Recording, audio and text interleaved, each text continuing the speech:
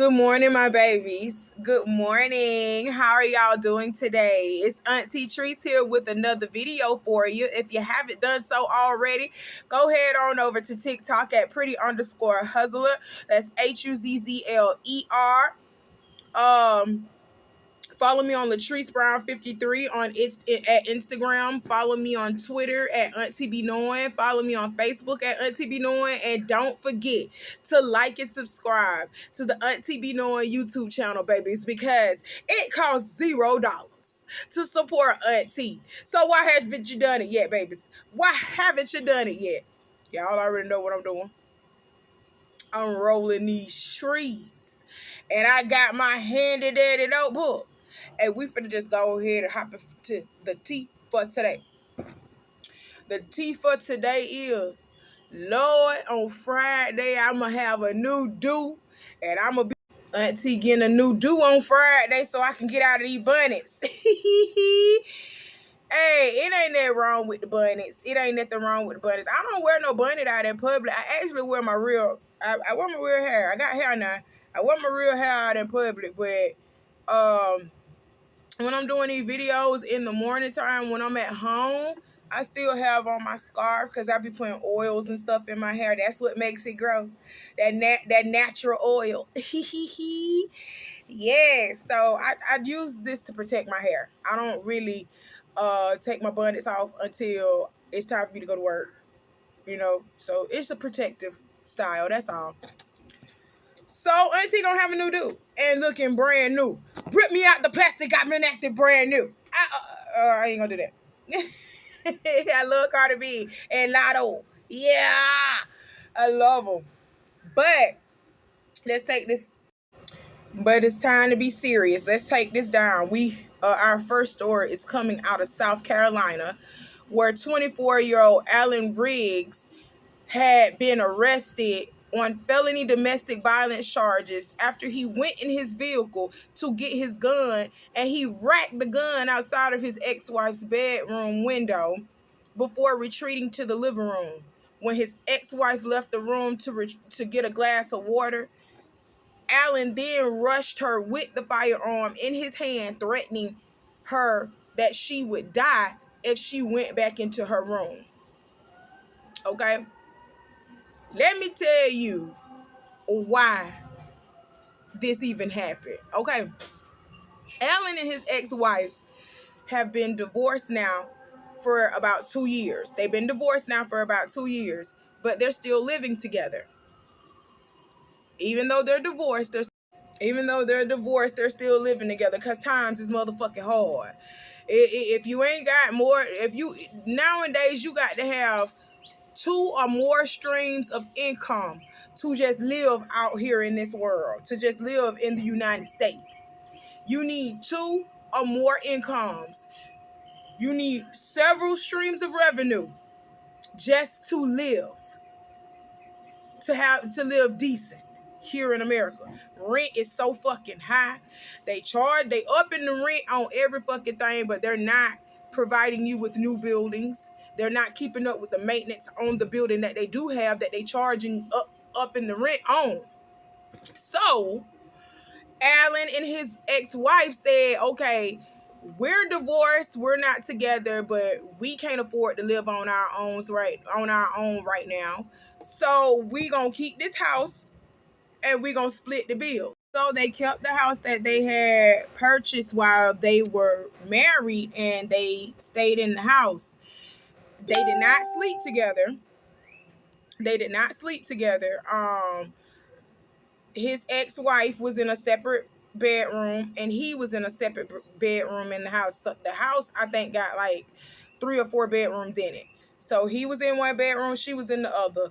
They were cordial with each other, but they weren't on that sexual level again because they had been divorced.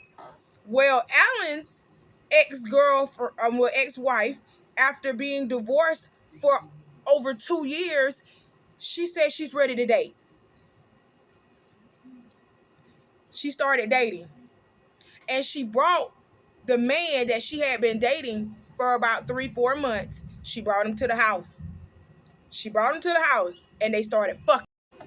They started fucking. They were fucking in the house. Alan got mad, okay? Alan got mad because he didn't want to hear his ex-wife fucking another man. He didn't want to hear that. So at first, he was banging on the walls and banging on her door, telling them to stop. Like, that's disrespectful. Stop. The ex-wife was like, fuck you. And she continued to fuck that man. She continued to fuck that man. When they wouldn't stop after he banged on the door or banged on the walls and was like, y'all are too loud. Y'all need to stop that shit. That's disrespectful. When they didn't stop because of that, that's when he went to his car and he pulled out his gun and he went beside his wife's bedroom window and started cocking the gun, like racking the gun by her window as if threatening her, like if you don't stop fucking this man, I'm finna shoot through this bedroom window. I'm finna shoot through the window. And one of y'all gonna get hit, or both of y'all gonna get hit. That's pretty much when you cocking the gun, like that's pretty much what you're saying. You ready to shoot. So he cocked the gun a couple of times. His ex-wife heard it. And she told the man who she was dealing with, get up and go. We'll finish this some other time when Alan's not home. Because this is becoming a problem. He's becoming a problem. The ex-wife told the man, her boyfriend, the one she's dating, she told him that.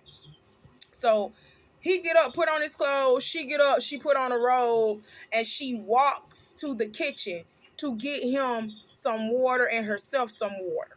Okay? When she coming out of the kitchen, she ran into Alan head on because after he had cocked the gun by the window, he came in and he sat in the living room after he did that. But by the time he came and sat in the living room, she was already in the kitchen. So he came down and had a seat in the living room. She was coming out of the kitchen. And when she was coming out of the kitchen with the 2 glasses of water, he rushed her. He rushed up to her and was like, bitch, get that motherfucking nigga out of here. Ooh, they white folks, but white folks can be niggas too. So I'm pretty sure that's what he said. Anyway, get that motherfucking dick-sucking, cock-sucking man up out of here. Get that motherfucking wife-stealing man up out of here. If you don't get him up out of here, I'm shooting the both of y'all. That's what he told her. He told her to get that man up on out of here before he shoot the both of y'all. And that's when she went in her room and she called the police. And I don't blame her.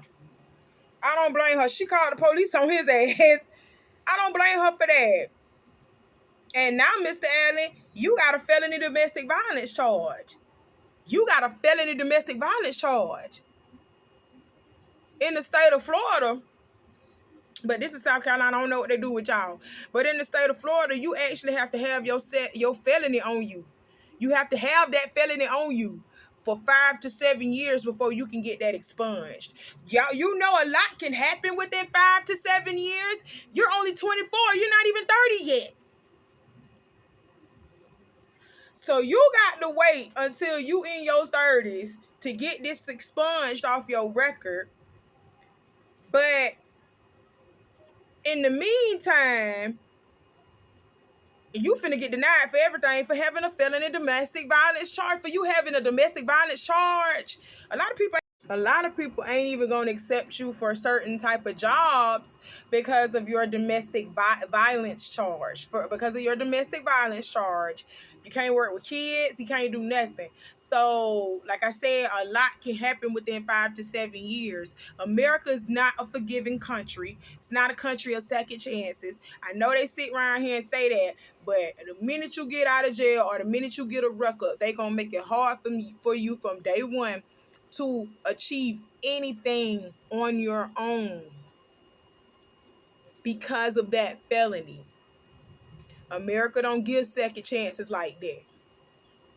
If you do get up on your second chance after you done a crime, that's the grace of God, literally. Because America don't give a fuck about you once you become a felon. It's sad, but it's true. Alan, sweetie, if you can't take the fact that your ex-wife is out here dating and she got boyfriends and stuff like that, because she is single, because notice I said ex-wife, Alan, you don't got no claims to that pussy no more, so she can do what she want to do with that pussy. You better be glad that she took 2 years off after divorcing you. You better be glad that she took 2 years off before she jumped in bed with another man, because some people will jump in bed just as soon as them divorce papers are signed, sealed, and delivered to them. Hell, some people won't even wait till a divorce. We separated. I'm finna start fucking.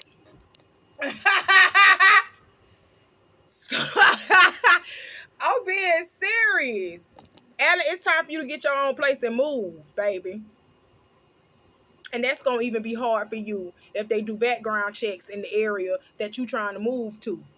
Now that you got this domestic violence charge, a felony, now that you got this felony on your record, they, because some apartment complexes do that here in Florida. They check your credit and they check your background. And if your credit all right, but your background ain't, they'll deny you in some areas. And if your background straight, but your credit ain't right, but you still got the money to pay for the apartment, they'll still deny you. They'll still deny you. Like, that's crazy. That's crazy. Prayers to you, Mr. Allen, because you are going to have your life finna be changed. Your life finna change forever. This your first felony too? Your life finna change forever. And now what else I wanted to talk about this story was, this is to the ex-wife. Let me tell you something.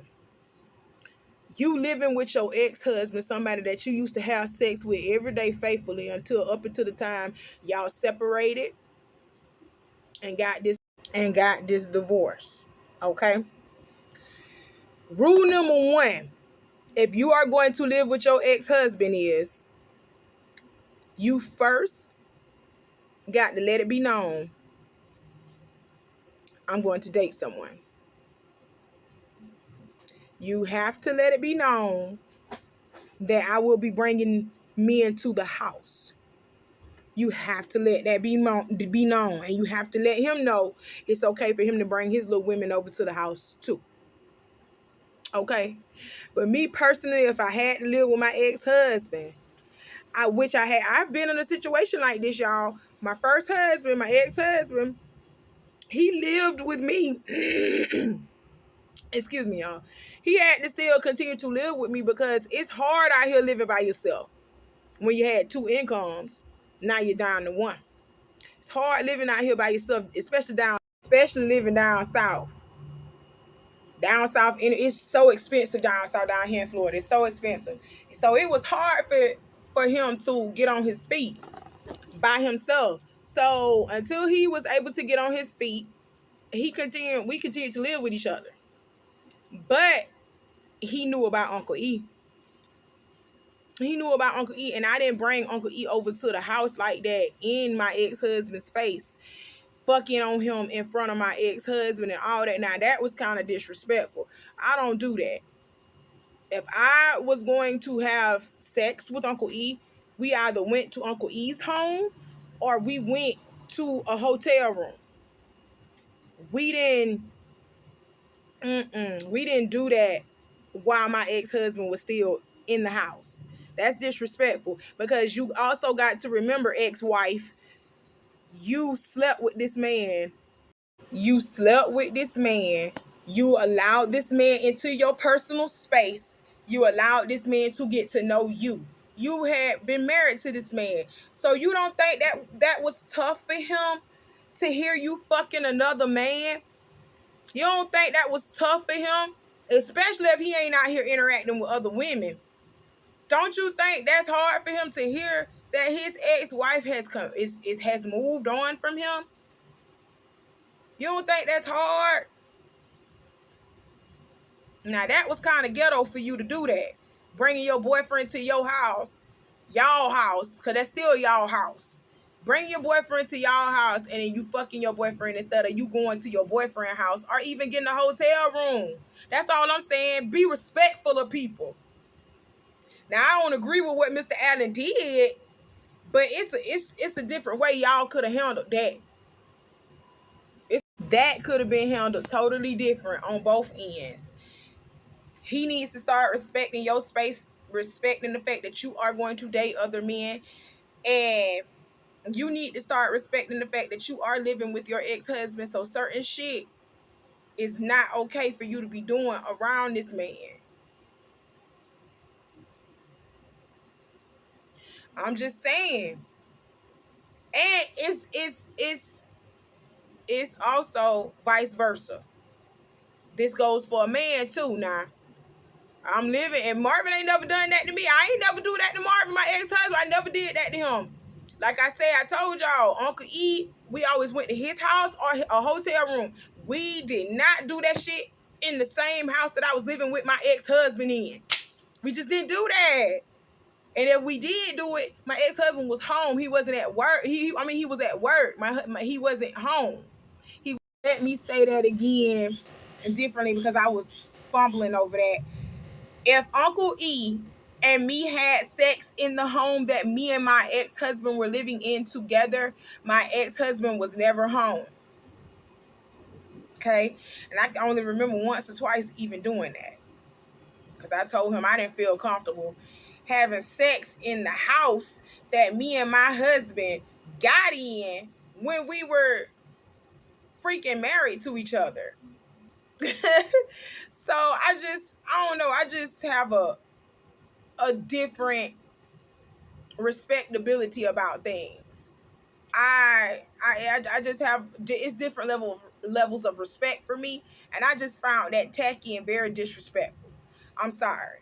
Okay, I don't agree with Alan, what Alan did. Yes, send his ass to jail, do all that, but no, that was disrespectful on your part too, Mom. That was very disrespectful on your part too, Miss Mamas. All right, this is my last point for today, and we are taking it to Michigan, and this is the one that's gonna make me light it. This is the one that's gonna make me light it. I hate when things happen to the elderly, and I hate when things happen to children. Y'all know that. So let's talk about it. A 26-year-old woman from Michigan was apprehended back in April after officials discovered a fetus on the sidewalk in Flint. Okay?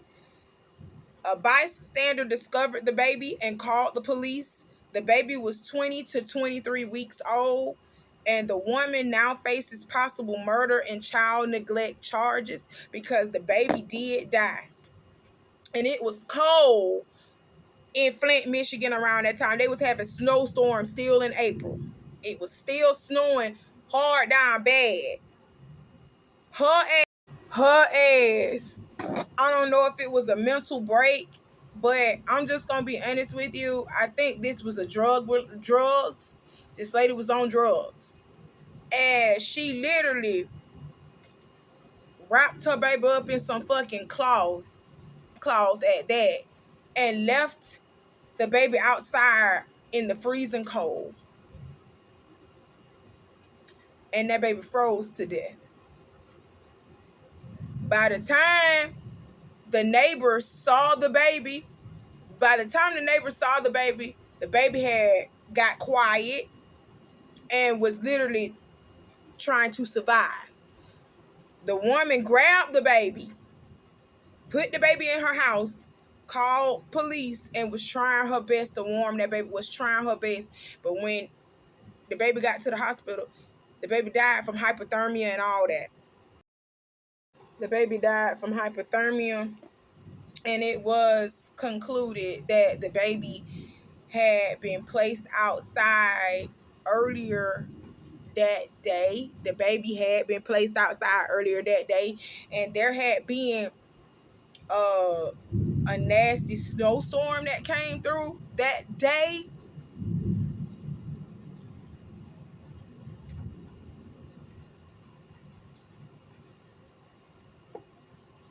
A snowstorm came through that day, and that baby was wrapped in that thin ass cloth on that sidewalk. I know that baby had to been crying because that baby was about 5 months old, 5 to 6 months old. Because if the baby was 20 to 23 weeks old, that baby was 5, 6 months old.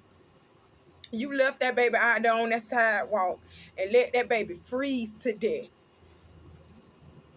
How? Why? Why? Y'all cannot be this motherfucking cruel, bruh. Like, there are ways. I'm not saying get rid of your child, but if you didn't want your baby, you could have called the police to come and get your baby. If you didn't want your baby, you could have went to the hospital and left your baby. Well, not even leave your baby at the hospital. Tell somebody, I can't do this. I can't do it. The hospital would have took your baby and sent somebody to your house so that they can help you. Literally. I have seen this be done. I have seen mothers they can't do it no more.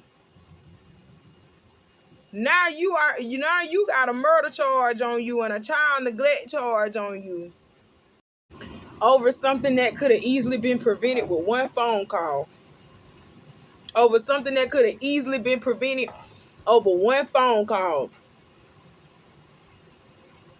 It's senseless. That baby was 5 months old. Y'all see I'm tearing up. Like, I'm really trying to get through this story, but I don't want to talk about it no more. Because y'all know I had to light this tree. Y'all know I hate when stuff happens to the elderly or to children. This didn't even have to happen to that child, y'all.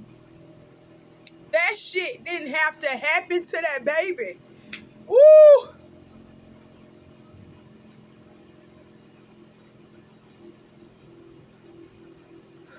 That hurt me so bad. It hurts. That hurts. Really bad, especially when I know I would be a great mother to mine. I'm going to tell y'all something, and it's going to be it for me, okay? Sorry, I've been crying a little bit. I'm going to tell y'all something personal about Auntie. Auntie has endometriosis. Me and Uncle E have been together. This year it's going to make 5 years. In 2019, I got pregnant with Uncle E's baby. Me and Uncle E's first baby together. And I couldn't have my baby because I have endometriosis.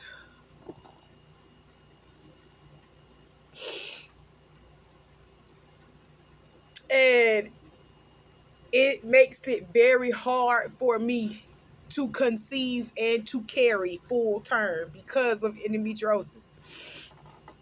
So Uncle E and I, when he gets out, he wants to go immediately through IVF treatment. And while he in jail now, I'm getting my body together, trying to treat the endometriosis. I'm also eating a lot better, eating a little bit more healthier, so that I won't get inflamed in my stomach, in my stomach area, because I have actual cysts in my stomach. So I'm trying to actually shrink them with eating healthy, changing my diet up so that they can probably like disappear on their own, because cysts do come and go on their own. So I'm trying to make them disappear on their own. So by the time Uncle E get home, I don't want to do IVF because IVF is extremely expensive. But if we have to do it, we're going to have to do what we got to do, because we want these babies. We want these babies, Lord. And that's when I was telling y'all on Mother's Day, when I did my Mother's Day video, my first baby ever is going to be my rainbow baby. Yes, Uncle E has 4 kids. He has 4 kids. And we're trying to have children together now. We're trying to have kids together. And he wants a lot of them. he wants a big family. Me too. But my first baby is going to be a rainbow baby for me. My miracle baby. And I can't wait. Auntie going to be the best mama, y'all. It's lightning out here bad. Woo! I'm finna go. But that was it. I love y'all. I'm finna go inside. It's lightning bad. I don't do that. I don't do it. I'm finna go inside. I love you. Thank you for coming by to see Auntie. I'm sorry for crying on y'all. I had a little moment. But it's all right. I get over these moments really fast. They come and go. Don't call me bipolar because I hate that. That's not what I am. I'm an emotional feeling creature. I'm an empath. Literally. I hate when people call me bipolar. They say it's bipolar. That's when your emotions be up and down. That's when your moods be up and down. My moods don't be up and down. I switch through different feelings. My mood is always bouncy. You know what I'm saying? I'm always bouncy. My husband said that too. He said, you are so damn. Uncle E told me that when he was on the phone. He said, why you always bouncing? What's wrong? I don't know. Probably ADHD. But I know it's not bipolarism. I love y'all. Thank you for coming to check on Auntie. I'll talk to you soon, babies. Y'all be safe. Love you.